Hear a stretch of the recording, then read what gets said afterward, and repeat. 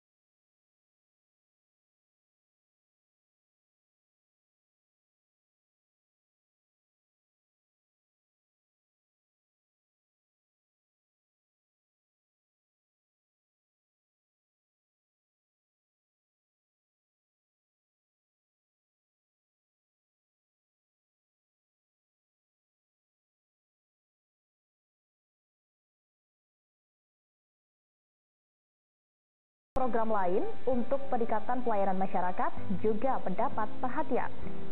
Nah pemirsa, untuk mengetahui bagaimana penerapan standar pelayanan dan inovasi pelayanan dalam mewujudkan pelayanan prima, sudah bergabung bersama kami di studio Metro TV Jateng DIY Kota Semarang bersama dengan Pak Yohanes Pramono, Kepala Dinas Administrasi Kependudukan dan Pencatatan Sipil. Selamat siang. Selamat siang Mbak Putri dan para pemirsa.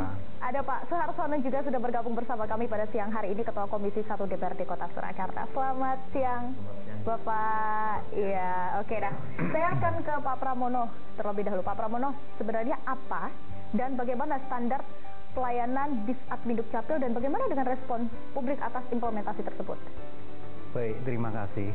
Jadi standar pelayanan publik ini ini suatu kewajiban yang memang harus dimiliki oleh setiap instansi penyelenggara pelayanan publik. Demikian juga di Dinas Administrasi Kependudukan dan Pencatatan Sipil, ya. Jadi harus memiliki yang namanya standar pelayanan ini sebagai acuan baku tolok ukur dalam hal sebagai pedoman untuk penyelenggaraan pelayanan publik di Disatminduk Capil, ya. Dan ini semakin kami perbaiki yang namanya standar pelayanan ini, ya, di mana di sana ada unsur-unsur yang khusus pentingnya itu mengenai waktu pelayanan dan biaya, ya.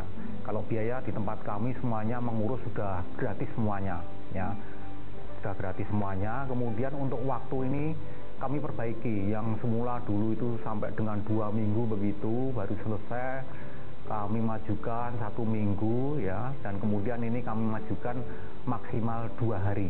Maksimal 2 hari. Implementasinya? Implementasinya ini malah bisa kami lakukan tidak dalam hitungan 2 hari itu, bisa kami lakukan 1 jam selesai kami serahkan langsung, ya.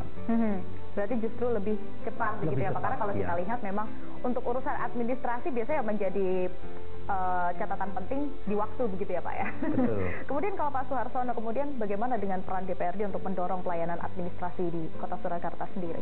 Ya, jadi standar yang dimaksudkan tadi sebenarnya adalah berpijak pada visi misi wali kota. Salah satu visi dan misinya itu adalah mengarah kepada mewujudkan kota modern. Salah satu parameter kota modern adalah kecepatan mengakses, kecepatan mendapatkan informasi, kecepatan mendapatkan pelayanan. Nah, ini harus mengacu ke situ. Nah, ketika kemudian di Dinas Administrasi dan Kependudukan itu membuat inovasi-inovasi dengan standar-standar tadi, kami mendukung sepenuhnya. Misalnya tadi disebut bahwa pelayanannya itu untuk biaya gratis. Sebenarnya nggak gratis, tapi kami mencairkan anggaran untuk membiayai program dan kegiatannya. Tidak perlu dari masyarakat. Ya, itu penganggarannya ada, kita cukupi, nggak perlu narik mungut dari masyarakat. Nah, ini yang disebut dorongan dari legislatif selaku lembaga institusi yang punya fungsi budgeting. Oke. Berarti sudah ada anggarannya. Apakah itu nanti akan dianggarkan setiap tahun atau nanti perlahan akan mungkin 50-50 begitu dengan masyarakat atau bagaimana? Enggak, karena ini adalah pelayanan publik full dari pemerintah. Jadi tidak akan kemudian nanti 50-50. Enggak, justru kemarin dibebani, sekarang sudah tidak lagi. Ya, jadi kita enggak akan mengarah kepada pembagian biaya dengan meminta pungutan dari masyarakat, enggak sama sekali enggak. Kita arahnya adalah gratis, semuanya gratis. Ini berarti gratis sudah per tahun berapa Pak? Itu sejak tahun berapa Mas Bram? 2015. Per 2015 sampai tahun ini dan nanti akan terus dianggarkan begitu ya, agar tidak dibebankan ke masyarakat. Nah, kalau Pak Pramono sendiri melihat bagaimana dengan respon dari masyarakat? Respon masyarakat bagus ya ini ya dalam melihat kemudian dengan perbaikan standar pelayanan ini ya. Ini khususnya kemudian yang ditangkap ini seperti yang sudah disampaikan oleh Pak Harsono itu ya, gratis ini kemudian mereka sekarang tidak lagi berpikir jangan-jangan ini nanti terlambat kena denda sekian, harus bayar sekian ya. Kemudian mereka sekarang ini juga kita lakukan yang namanya pelayanan yang memudahkan mereka, mendekatkan pada mereka. Kami lakukan yang namanya jemput bola ini ya, nah ini ditangkap oleh mereka ya. Tidak ada lagi kekhawatiran yang dulu tuh memang banyak kekhawatiran ini mengenai kalau saya sudah umur 50 tahun mau mengurus akte kelahiran itu berapa ya biayanya ini. Waktu itu kan masih ada yang namanya retribusi dan denda ya.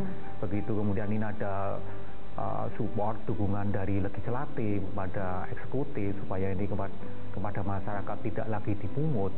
Ini kemudian pengaruhnya begitu besar. Berarti ada peningkatan? Peningkatan. Kami itu di Kota Surakarta itu hampir semuanya itu ya, untuk cakupan kepemilikan akte itu di atas 95% ya. Jauh sebelum waktu itu ada kebijakan masih memungut biaya ya, itu tatarannya di bawah 50% cakupannya. Sekarang sudah di atas 95%. Cukup drastis ya, 50 saat ini menjadi 95% di atas semuanya ya. Dan tadi saya tambahkan Mbak Plupi tadi belum selesai ya, tadi baru di masalah biaya. Jadi saya sampaikan tadi bahwa salah satu biayanya adalah parameternya kecepatan untuk mengakses dan mendapatkan informasi. Waktu. Ya. Tadi dikatakan bahwa dari 2 minggu, seminggu, 2 hari. Kami mendorong di Komisi 1 itu untuk menuju pada one day service ya, 1 hari selesai. Syukur kalau tadi disebutkan 2 jam itu alhamdulillah. Tapi visi misi kami Komisi 1 kalau bisa 1 hari selesai, terutama untuk produk-produk daripada Dispenduk Capil yang karena tidak diurus ya lama, itu supaya cepat, karena mereka sebenarnya Dispenduk Capil kan harus menggali data dulu, dokumen dulu ya kan, membutuhkan waktu. Sampai kami di Komisi 1 bilang udah perangkatnya apa nanti supaya sekali klik itu data yang dicari udah muncul. Jadi hal-hal tersebut yang kemudian diperbaiki agar bukan hanya mengefisienkan mengenai biaya tapi juga soal waktu begitu ya Pak. Baik. Tahan dulu, kami akan membahas lebih lanjut setelah jeda yang satu ini. Anda masih menyaksikan Buletin Jateng DE dan masih bersama dengan DPRD Kota Surakarta. Saya ingin bertanya ke Pak Suharsono. Tadi Bapak menyebut ini lebih cepat waktunya untuk pengurusan administrasi kependudukan, kemudian waktunya lebih cepat, gratis, pasti ada anggaran dong. Bagaimana pengawasannya Pak? Jadi ketika kita pasca penganggaran, pasti kita akan melihat kegiatannya apa, berapa biayanya, itu yang disebut RKA-nya, rencana kegiatan anggaran. Nah disitulah letak pengawasan kita, apakah kegiatan yang dianggarkan dulu sesuai, kemudian seberapa jauh, ini yang penting, serapan anggaran itu ya. Jadi kita akan kontrol terus, ada kegiatan tapi tidak terserap, itu adalah manajemen yang buruk ya.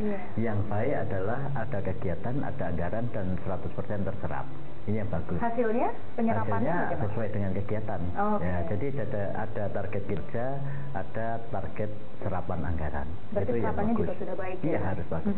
Dan Dispenduk Capil termasuk yang bagus, penuh dengan inovasi gitu. Makanya kita anggarkan lebih banyak terus. Ya, yang tahun ini mungkin sekitar 16 ya Pak ya. 11 ya, itu kena refocusing ya. Karena ada refocusing ya. Oke, 11,2 miliar itu tahun ini. Ya, tahun ini. Itu meningkat berarti dibandingkan tahun lalu ya.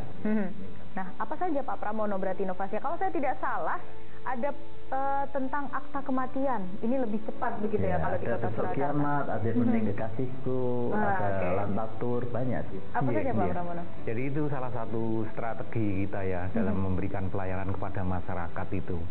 Salah satunya adalah dengan kita menciptakan inovasi-inovasi dalam pelayanan. Di Dinas Administrasi Kependudukan dan Pencatatan Sipil ini, semua pelayanan ya mulai dari lahir sampai dengan meninggal itu semuanya ada inovasinya. Ya, sebagai contoh untuk kelahiran itu ada yang namanya Sapu Kuat.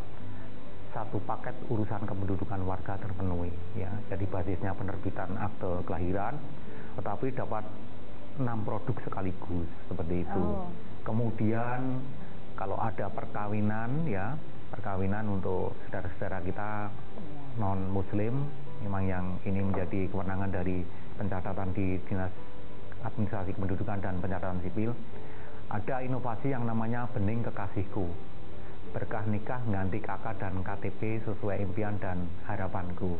Itu dapat satu paket, nggak hanya akte perkawinan tetapi juga kakak dan KTP dengan status yang baru menjadi kawin ya. Jadi masyarakat tidak perlu mengurus satu persatu, tapi semua sudah dibuat menjadi satu paket begitu ya. Itulah. Dan yang itu tadi yang kalau yang Sapu Kuat itu kami kerjasama dengan 22 rumah sakit ya. Itu kami nggak pernah bertemu dengan keluarganya itu karena yang menguruskan adalah pihak rumah sakit. Ini mendaftar secara online gitu ya. Yang itu kemudian secara online hari itu juga kalau diunggah dikirimkan di tempat kami, teman-teman akan memverifikasi dan validasi. Kalau sudah persyaratannya lengkap langsung akan dicetakkan ya, dan itu kemudian akan diantar oleh teman-teman ke rumah sakit itu ya. Ini kemudian yang kematian juga demikian, juga ada inovasi yang namanya Besuk Kiamat, bila sungkawa kirim akte kematian. Nah, ini tadi sudah disampaikan oleh beliau. Untuk akte bila sungkawa kirim akte kematian ini, Besuk Kiamat ini hitungannya sebetulnya bisa jam ya. Tadi pagi ada informasi jam 8 itu ada salah satu warga Kota Surakarta itu meninggal begitu. Kemudian akan dimakamkan pada jam 10 ini. Nah, kemudian syarat-syarat itu oleh ketua RT dibawa ke kelurahan kemudian meneruskan mengunggah secara online ya, mengirimkan kepada kami, cek sebentar ya sudah lengkap, kemudian proses sampai dengan penerbitan akte kematian dapat satu paket.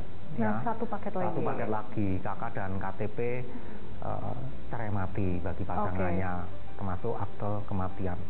Langsung kemudian oleh teman-teman kami dikirimkan ke kelurahan. Akan di-delivery? Iya, delivery ke kelurahan. Nanti ada namanya prosesi yang namanya pelepasan jenazah itu. Sekaligus pada acara itu dari perwakilan dari pihak pemerintah kota, kadang-kadang juga dari legislatif juga mewakili, itu langsung menyatakan pernyataan bela sungkawa dan menyerahkan paket ini ya.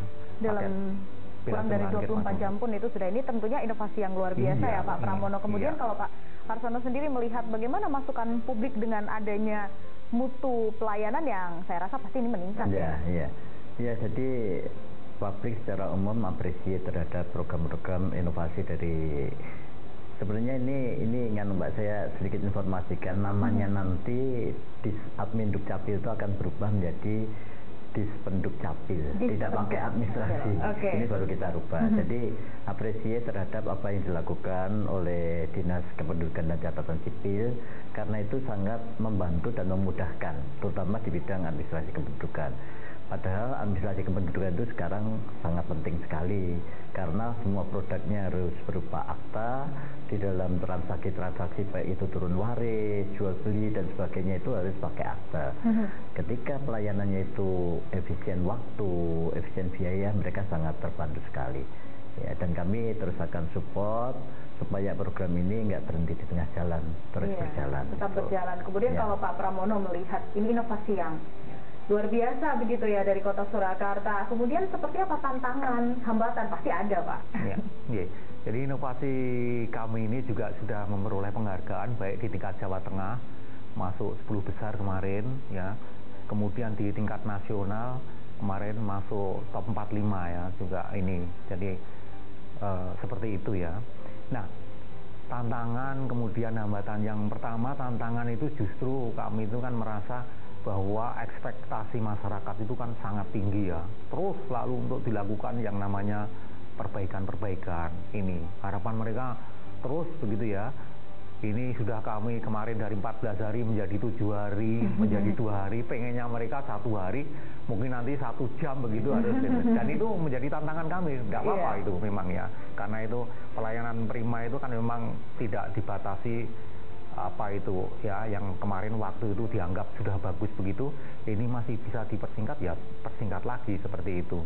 Ini kemudian hambatannya tentu dengan kemudian tuntutan masyarakat itu, kemudian kita ingin mempercepat ya, tentu membutuhkan yang namanya kompetensi petugas ini, kemudian juga jumlah dari sumber daya manusia kami terutama. Kalau keuangan sudah disupport oleh DPRD ya, ini ya, kami dibantu. Istilahnya kami selama ini kebutuhan kami ini semuanya disupport dari berarti DPRD. Tinggal bagaimana memenuhi ekspektasi masyarakat begitu ya, dan juga meningkatkan kompetensi petugas pasti ya. Oke, baik, kita dulu Bapak-bapak, kita akan jeda terlebih dahulu, tetap bersama kami pemirsa. Masih bersama saya Rida Pulpi di Buletin Jateng DIY. Saya akan ke Pak Suharsono nih, Pak, Ketua Komisi 1 DPRD Kota Surakarta. Tadi sudah dijelaskan begitu ya bagaimana dukungan dari Dewan untuk ke masyarakat, kemudian juga untuk ke Disduk Capil begitu. Kemudian kalau kita lihat begitu, nanti kira-kira seperti apa yang akan menjadi komitmen Dewan ini dalam pelayanan publik termasuk pelayanan administrasi kependudukan? Iya. Jadi pertanyaan ini menyambung pertanyaan yang sebelumnya, yaitu tentang tantangan itu. Jadi ketika ada tantangan di OPD counterpart kami selaku legislatif harus mendukung. Jadi misalnya tantangannya tadi ada beberapa disebutkan, misalnya tentang sumber daya manusia yang terbatas. Tentu saya akan mencarikan atau kami akan mencarikan jalan keluarnya. Jadi kalau sumber daya manusia di lingkungan dinas OPD itu kan ada 2 paling enggak yang sudah ada, yaitu PNS sama P3K. Kita akan tambahkan dengan apa yang namanya TKDPK, yaitu tenaga kontrak yang bukan menggantikan posisi ASN tetapi membantu. Sehingga memang real sekali, karena biasanya seperti akte kematian itu di hari libur, gitu kan. Nah, kita harus tambahkan petugas yang siap untuk melayani itu. Misalnya itu di bidang SDM. Kemudian di bidang perangkat ya, misalnya ya. Perangkat-perangkat yang memang sudah usang dan harus diganti atau belum ada harus diadakan, itu pasti akan komitmen kami menganggarkan untuk itu. Ya. Cuma satu tantangan yang memang selama ini sulit kita atasi yang menyangkut belangko KTP. Belangko KTP itu otoritasnya adalah dari pusat. Kita nggak bisa mengadakan sendiri. Nah, kadang-kadang ini yang menjadi hambatan. Kenapa kemudian sampai kita mengeluarkan suket atau surat keterangan. Nah, ini kita belum bisa mengatasi, tetapi kita tetap berusaha untuk konsultasi ke Kementerian Dalam Negeri. Bisa nggak satu saat ada pendelegasian pengadaan belangko KTP itu dari pusat ke daerah. Ini merupakan komitmen kami yang langsung melihat di lapangan persoalan OPD counterpart kami. Berarti nanti ke depannya ini berharapnya tentu hambatan ini bisa teratasi ya, begitu ya. Nah, betul. tadi menarik disebut Pak Suharsono terkait SDM ketika hari libur, kemudian akhir pekan. Pak Pramono bagaimana, berarti kalau untuk akhir pekan dan hari libur tetap berjalan atau untuk sementara ini masih belum, Pak? Sudah berjalan Bahkan di tempat kami ini ada semacam kayak mitos gitu ya. Mitos. Di Dukcapil itu nggak pernah libur, itu hanya mitos gitu ya. Karena Sabtu Minggu itu tetap masuk. Tetap masuk. Tanggal merah tetap masuk. Seperti itu. Seperti itulah. Karena memang sudah ditunggu oleh masyarakat. Seperti itu ya. Jadi nah ini kan tentu membutuhkan sumber daya ya, tambahan sumber daya kan begitu. Karena bisa teman-teman supaya bisa istirahat juga ya. Ini karena pada hari-hari biasa seperti ini juga teman-teman kadang-kadang juga melakukan yang namanya jemput bola ya. Satu bulan ini full teman-teman melakukan yang namanya jemput bola untuk rekam KTP dan pemasangan identitas kependudukan digital itu. Untuk Pilpres 2024 salah satunya betul, ya. Betul, Oke, ya. Berarti memang masih cukup banyak tugas-tugas yang perlu dilakukan. Kemudian nanti yang menjadi fokus dan prioritas terutama pada tahun 2023 ini apa, Pak? Iya.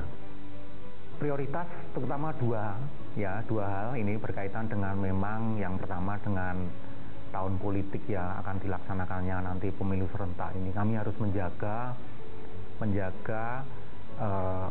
setiap penduduk yang ini sudah 17 tahun ini harus memiliki KTP ya sebagai bukti nanti ketika mereka menggunakan hak pilihnya. Ini harus menjaga itu sampai dengan kalau tanggalnya tidak berubah tanggal 14 Februari ya Pak Arsono ya.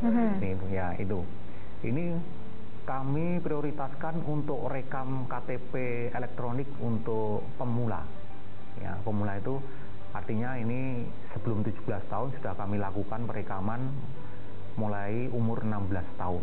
Nah, ini untuk adik-adik yang di SMA ya, murid SMA, kemudian SMK ini ya itu kami prioritaskan ya. Kemudian yang kedua adalah pemasangan aktivasi identitas kependudukan digital ini karena memang kami juga ditarget itu di mana dalam tahun 2023 ini sebesar 25% dari wajib IKD, identitas kependudukan digital. Yang jumlah wajib IKD ini sama dengan jumlah wajib KTP. Di tempat kami ada 437.000 ya. Ini dan kami baru bisa ini menyelesaikan sekarang sekitar 24.000 ya. Kalau 25% dari 437 kan 100.000 lebih ini. Nah ini. Targetnya selesai?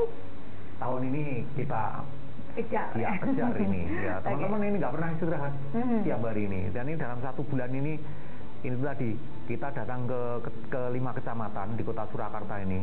Ya tiap sore sampai dengan malam itu dalam rangka rekam untuk pemula ini dan pemasangan IKD ini.